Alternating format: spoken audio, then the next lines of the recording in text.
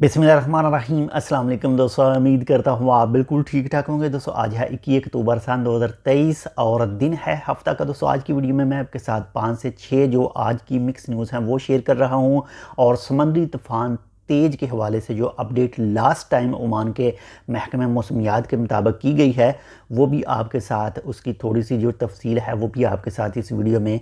Share कर रहा हूँ।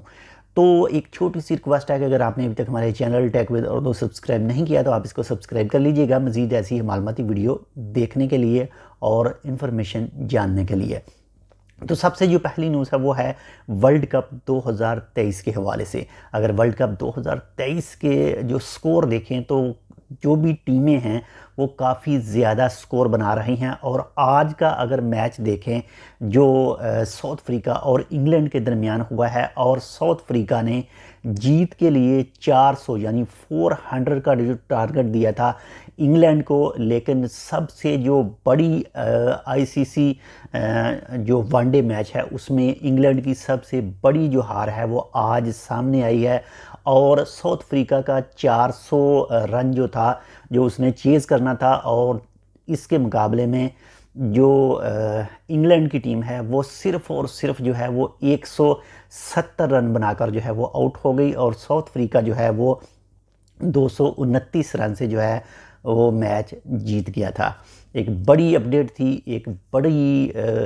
बड़ा अपसेट इसको आप कह सकते हैं। और इसके साथ ही नंबर 2 पर जो न्यूज़ है वो है दफार बल्दिया ने जो समुद्री तूफ़ान से निपटने के लिए जो है वो अपनी तैयारियां मुकम्मल कर ली हैं। जो भी हिफाजती चीज़ें हैं वो सब ओके कर रखी हैं और इसके साथ ही जो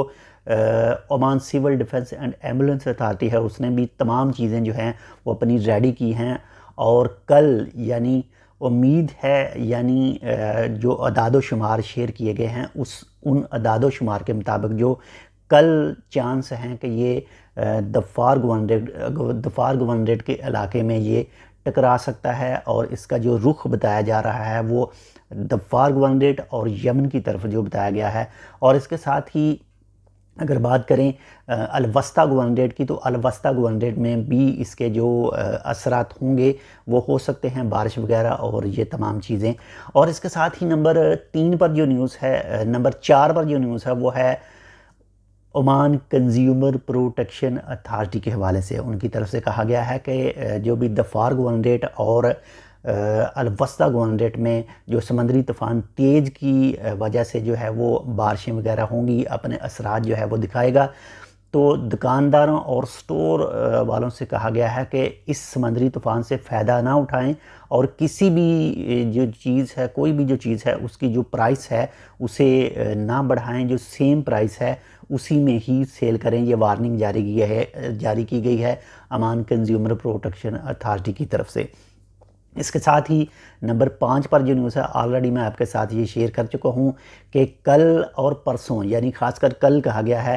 कल जो दफार गवर्नरेट के स्कूल हैं वो बंद रहेंगे। और अगर बात करें परसों यानी 23 अक्टूबर की तो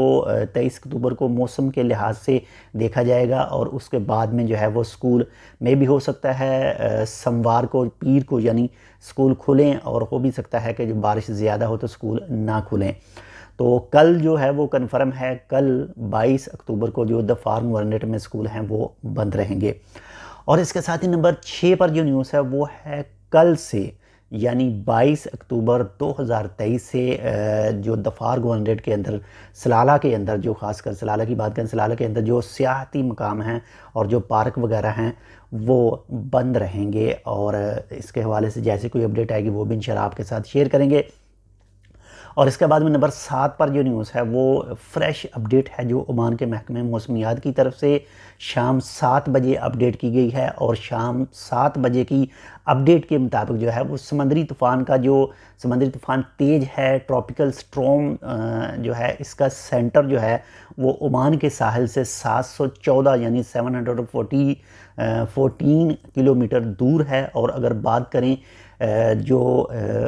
बारिशों वाले बादल हैं तो वो ओमान कोस्ट से जो दूर हैं सिर्फ 402 किलोमीटर। और ये शाम 7 बजे यानी आज शाम 7 बजे की अपडेट है। बाकी आप जो हैं ओमान के जो ऑफिशियल सोर्स हैं, जो टीवी वगैरह हैं, या फिर जो इनका महकमा है मौसम का, उनकी तरफ से जो अपडेट की जाती है मौसम के हवाले से, वो लाजमी सुनते रहिएगा और फ्रेश अपडेट जो हैं वो लाजमी जानते रहिएगा। अगर आप जो हैं अलवस्ता गवर्नरेट में मौजूद हैं और दफार गवर्नरेट में अगर आप मौजूद हैं तो बहुत ज़्यादा ख्याल रखिएगा। अपना भी, आपके साथ जो अटैच हैं उनका भी लाजमी ख्याल रखिएगा। आप अगर इन दोनों गवर्नरेट के इन दोनों सूबों में मौजूद हैं और आपका कोई भी कीमती सामान बाहर पड़ा है, आपको महसूस हो कि ये ख़राब हो सकता है, तो उसे किसी अच्छी जगह पर सेव कर लें ताकि आपको किसी भी तरह का कोई भी नुकसान वगैरह ना हो। और अगर छत पर कोई ऐसी चीज़ पड़ी है, लोहे की कोई टीन वगैरह या कोई भी दूसरी, जिससे ख़तरा हो कि हवा तेज़ चलेगी तो वो उड़कर किसी दूसरे को नुकसान पहुंचा सकती है, तो उसे भी कवर कर लें अच्छी तरह से, उसके ऊपर कोई चीज़ रख दें या फिर उसे नीचे उतार लें ताकि हवा से वो उड़कर किसी दूसरे को नुकसान जो है वो ना पहुंचा सके। और वादियों वगैरह से दूर रहें, और समंदर